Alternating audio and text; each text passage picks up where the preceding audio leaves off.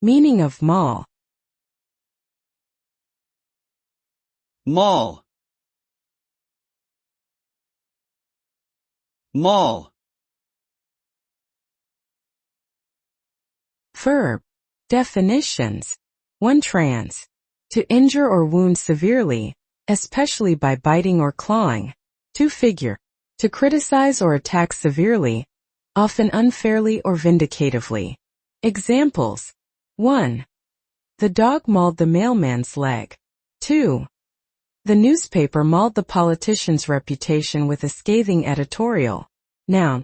Definitions. 1. A heavy wooden hammer or beetle used in various trades, such as paving, carpentry, or upholstery. 2. A type of hammer with a wedge-shaped head, used in shaping or dressing stone. Examples. 1. The stonemason used a maul to shape the granite blocks. 2. The carpenter reached for his trusty maul to tap the wood into place.